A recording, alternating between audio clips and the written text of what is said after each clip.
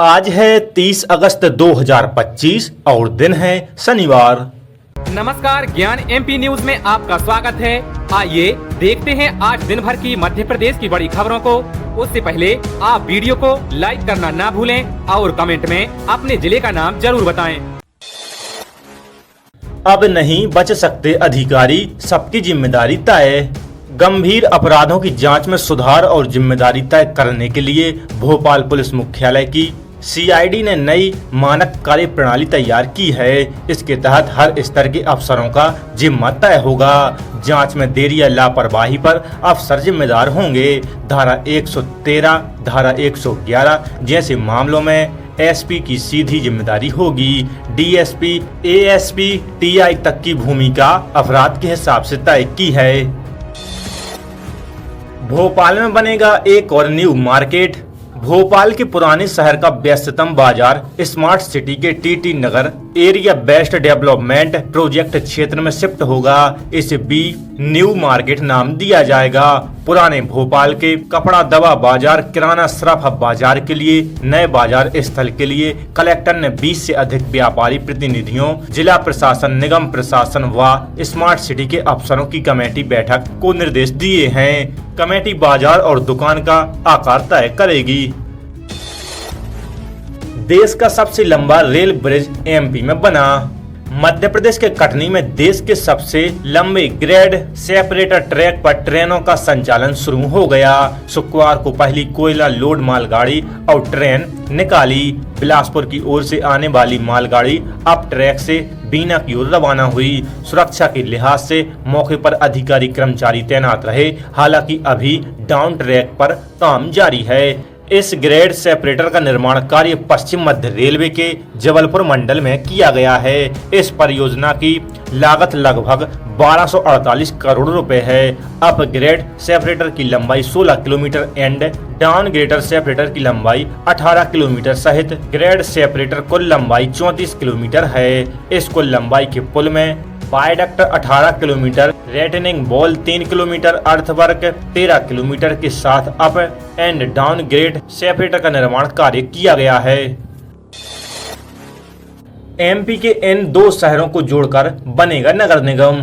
तेजी से बढ़ते फैलते नर्मदापुरम और इटारसी की सीमाएं एक होने लगी हैं। इसलिए समान विकास करने के लिए दोनों शहरों को जोड़कर नगर निगम या विकास प्राधिकरण बनाने की बकायद प्रशासन स्तर से शुरू हो गई हैं। इसके लिए निर्धारित नियमों प्रावधानों पर दोनों शहर कितने खरे उतर रहे हैं, इसका आकलन कर राजस्व विभाग से प्रस्ताव मांगा गया है। दोनों शहर के एसडीएम प्रस्ताव बनाएंगे। जानकारी के मुताबिक नर्मदापुरम और इटारसी नगरीय क्षेत्र मिलाकर नगर निगम या विकास प्राधिकरण बनाने के पहले दोनों जगह के एसडीएम अपने अपने शहर के वार्डों का क्षेत्रफल, उनकी जनसंख्या का आकलन करेंगे। इसके अलावा शहर में परिवहन व्यवस्था, आवागमन के मार्ग, बाजार, मौजूद मूलभूत सुविधाएं सहित कई बिंदुओं की जांच करेंगे।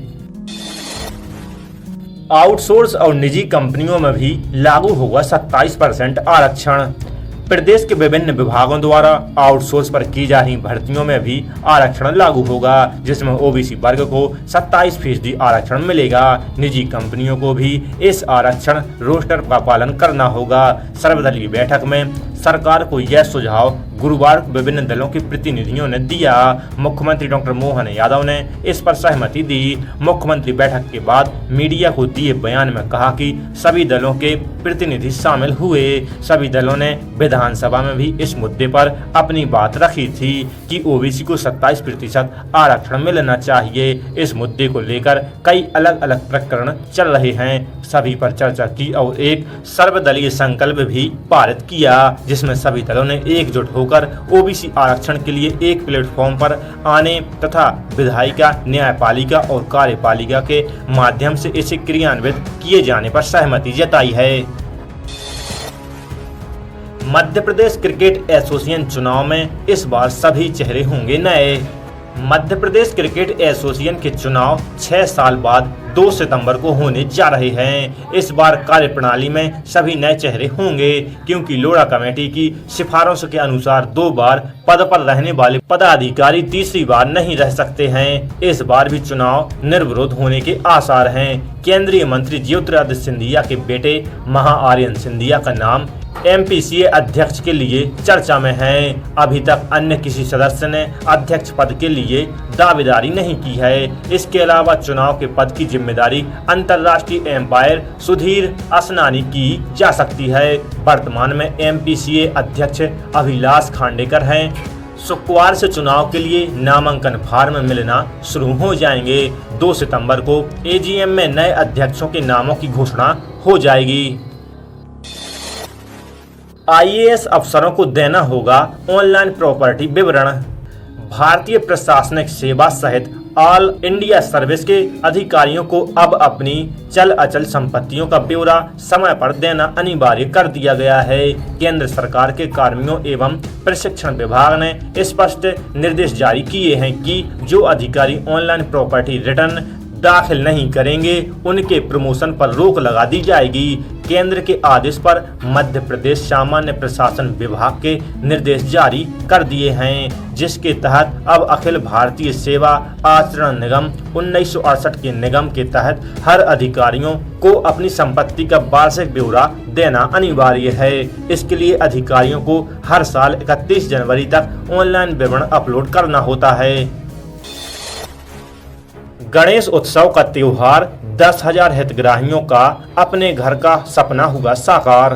प्रधानमंत्री नरेंद्र मोदी का संकल्प है कि देश एक हर बेघर के सिर पर छत होगी, हर गरीब का अपने घर का सपना पूरा होगा और उसे वो प्रधानमंत्री आवास योजना के माध्यम से पूरा कर रहे हैं। मध्य प्रदेश में भी अभी तक लाखों बेघर लोगों को छत मिल चुकी है। इस बार गणेश चतुर्थी पर भी 10,000 लोगों का अपने घर का सपना साकार हुआ है। मध्य प्रदेश शासन द्वारा दी जानकारी के मुताबिक प्रधानमंत्री आवास योजना शहरी में इस वर्ष गणेश चतुर्थी पर करीब 10,000 हितग्राहियों का अपने घर का सपना पूरा हुआ है।